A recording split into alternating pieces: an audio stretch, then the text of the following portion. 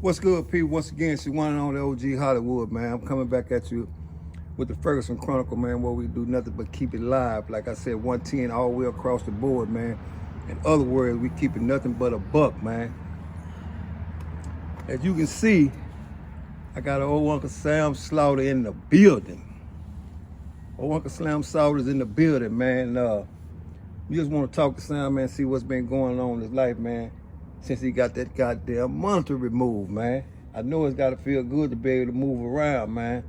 So, let's see what's been going on with Sam, man. What's been going on, Sam? Oh, everything been good, man. Yeah, ever since I got that money off, I've been all over, yeah. Yeah, you see me now, I'm way out here now, over at the Wood House. Yeah, I'm enjoying myself, you know. I'm able to go wherever I want to, whenever I want to, so I'm just enjoying life. So let me ask you this here, man. Like you just told the people, man, since you got the money though, it feels like you're free once again, right? Yeah, more freer now. So let's talk about the transition from being on the monitor and getting off the monitor. Take me back to the day when you found out that you was getting off the monitor, man. Oh man, I can't remember exactly what day it was, but it was in January. Some dad told me pick up my phone, so I picked up the phone and I went through my messages. So when I looked on there, I seen I had a message from my PO. So I went in and looked at it. First thing I recognized was, well, you need to come to the office first thing in the morning. And the first thing came to my mind was something negative, you know, and something that happened, which I know I never did anything wrong. So as I kept on reading the message, I realized she was telling me to come to the office to remove my monitor. So I hollered loud as I could. Everybody in the warehouse asked me, what was going on? What's wrong, Sam? I said, man, I'm off this motherfucking monitor, you know, that shit feel good. So then, like I say, the next morning I went and got it removed. For everything I did, went to the grocery store. Yeah, it felt good, still do. So walking in and out of that grocery store, man, for the first time with no restrictions on you, right? I knew it had to be a lot of shit going through your mind, man. So walk me down through that, what was going through your mind as you were walking through the grocery store by your damn self. Oh yeah, now since I ain't got that money, the first thing I did, went to the grocery store. I went down on every aisle up in there and enjoyed myself. I really stayed up in there about 2 or 3 hours just walking around looking at things. Some of the things I wanted, some of the things I was just looking at, you know. But I stayed every bit at least 2 hours, and it felt good, realizing I ain't got to wait till those monthly report come out just to put the store on there. I can get up and get in the car whenever I want to, and that's what I do now. So, let me ask you this, man. So, I mean, you know, I'm glad to see you stayed the course, man. You was able to live that motherfucking monitor down, man, because sometimes dudes get on that monitor and they be on there 2 or 3 years, man, because they be trying to take the easy way out, right? So the hardest thing on that monitor to you was what? To be honest, I really didn't have nothing. It wasn't hard to me because I understood one thing: to get the monitor removed and to stay free, I had to do everything according to what they wanted me to do, which would get a job, go to work every morning, come home, and whatever I had on my daily schedule, that's what I participated in. I didn't do nothing easy, and I didn't do nothing outside the box. So it was more or less easy to me because out of 38 years in prison, I wasn't going back. So whatever I had to do, I did it, you know. So here go the payoff right here. I'm free of the monitor, you know, and go ahead wherever I want to go. That's a good look. That's a good look. So let me ask you this, man. So why do you think when dudes on the monitor and they got to be in certain places at certain times, right? Why you think they fail? Because they don't have self-discipline. You got to have self-discipline to do what you're supposed to do. You got to have self-discipline to do what you know you got to do. So most dudes fail because this ain't what they really want. They want the bad side of life. They don't want the good side. They don't want anything fruitful coming from nothing good. So they continue to do wrong. So that's what they do. So let me ask you this, man. So I want to take you back down through that motherfucking concrete junk after 38 years, right? So after 38 years of being free, man, and dudes running in and out of prison, right? And you still in contact with the dudes, you know, a lot of them that's still in prison, right? Some of your comrades still locked up, right? What do they tell you the main attraction in prison today? Well, what do you mean by the main attraction? What I mean about the main attraction, because I know when we was down there, man, it was hustling, women, physical altercations on an everyday basis, and now it's kind of more mental, right? So when you talk to those guys that's in prison now, what are some of the things that they tell you that they see day in and day out? Well, I think the most important thing what a lot of them fellas want to see and they participating in is the negative part of it, which is alcohol, drugs, something, it's always something negative, you know, something that will continue to keep them down and continue to keep them at the bottom, median custody, closed custody, administrative segregation, and most of them don't want nothing good out of life or even in prison, you know. They're not going to school, they're not doing any type of education, you know. They're not doing the bad side of prison, you know, and that's what keep you down there for so long. And that's all most of them want. And I got a couple of fellas, you know, I'm still in communication with. They trying to get up out of there. They doing everything they can to get out of there. But the parole system, they continue to deny them, you know. So, what I heard so much about now in prison, man, is the motherfucking K2 epidemic, man. Well, what about that? What's your take on that? That's a new drug in prison these days, K2. That's what everybody smoking, everybody taking, you know, and it just it's really death, you know. You get a hit of that, you go into that flow. So that's what I don't know what make a lot of these fellas go down that road, you know. That's what they want, and most of the time they get it, you know.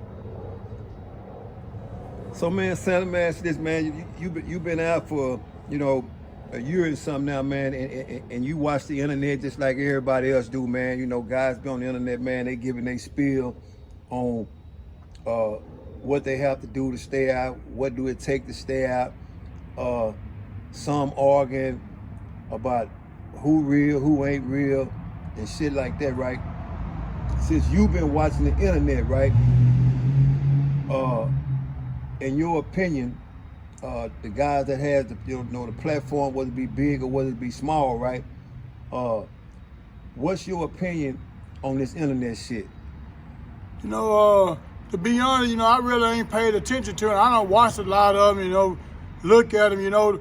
The main one I've been focused on and staying on is OG Hollywood's speech, you know, because he keep it real, and like he say, he keep it 110 all the way across the board. And a lot of them fellas, you know, I don't know if I don't look at their program because I don't know them or because I know they're just full of bullshit, you know. And some of them, you know, I sit back and look at them until they start talking bullshit, then I just turn it off, you know. But OG Hollywood speech, you know, it's always 110 all the way across the board. You can always go there and find something positive, you know. And a lot of the other programs, you know, they got some good stuff on it, you know. But like they say, good come with bad, you know, but I'm looking for all the good stuff, you know, not nothing bad or negative, you know. So let me ask you this here, man. So, like I say, man, I'm glad to see you off that motherfucking monitor, because some dudes don't even make it a motherfucking year. And then they right back on the monitor, or they right back locked up, right? And I got to give a big shout out to you, man, for just, you know, keeping your best foot down, man. You know, keeping it, you know, looking forward, man, and not looking backwards, right? So shout out to you, Uncle Sam Slout. So let me ask you this here, man. So now you sit in this big ass day room, the free world that is. Oh yeah. Enjoying myself. I go to bed when I want to. So you sit in this big ass day room, man, you know, on the front porch, man. I like to call my crib the palace, man, because can't know anybody sit on this front porch right here, man. Yeah. You know, and that's what I like to call it, man. The king's chair. Yeah. You know what I'm saying? So, but I want to appreciate you for coming over, man, taking the time out to do this, man, because some say I fell off. Yeah. You know, But the thing about that is, man, is my thing is this, man. If I can't bring it real, I ain't gonna bring it at all. You know, and that's just straight across the table, man. If I can't bring it 110, I ain't gonna bring it at all, man. And I don't want the people to have to settle for less, right? So let me ask you this, man. So, and I don't want to keep going around and around in circles about fucking prison, man. So fuck prison. What I will say is this, man, is that let's talk about the gear you wearing, man. Savage Drive hat, Savage Drive shirt, aka alumni, Midway, Texas. Let's talk about that, man. And when was the first time that you touched down on the Ferguson Unit? Oh, I touched down on Ferguson Unit way back in 1983, and they was gladiating for real. You know, I don't think nothing will ever compare to prison back in the 80s. You know, to the 90s or the 2000s. You know, because right now these days and time, it ain't no such thing as prison no more. It's just like a big old state school. You know, everybody can make it. Everybody can do what they want to do and get away with it. You don't even hear about no killing or none of that shit no more. So it ain't no prison no more. It's just somewhere where they just put you up and keep you away from your family, you know, loved one. That's all it is. That's a good look, man. So, how many men you think can represent that Savage Drive gear and wear it and know what it means? What does it take to wear that gear that you got on and understand what it means?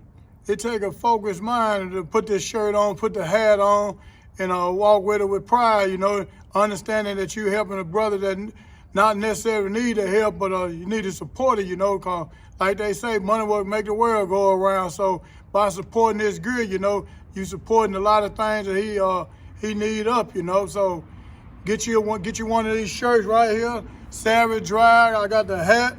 Whatever else come out with it, you know, I'm gonna be proud to wear it, you know, and I buy it, you know, with confidence that it'll make it a little company, the program grow, you know. So hopefully with a lot of y'all looking at this program right now, that'll buy, take your time out, go to the internet and support this brother, you know, buy one of the t-shirts, buy one of the hats, you know. It's good for a good cause. So let me ask this, man. So, like you explained to the viewers, man, from 83 to now, it's a totally different thing, right? Oh yeah. So, and we not gonna expound too much on motherfucking prison, man, because I say, man, everything is up now since we free, man. Everything is up, you know, and we ain't gonna ever let our motherfucking future, our past dictate our future, man. So we gonna all stand up, man. But for those that, man,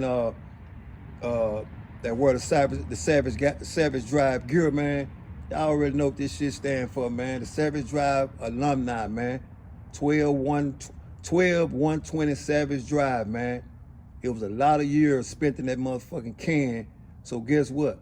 The way you get back and you give back, man, is to show up and show out, man.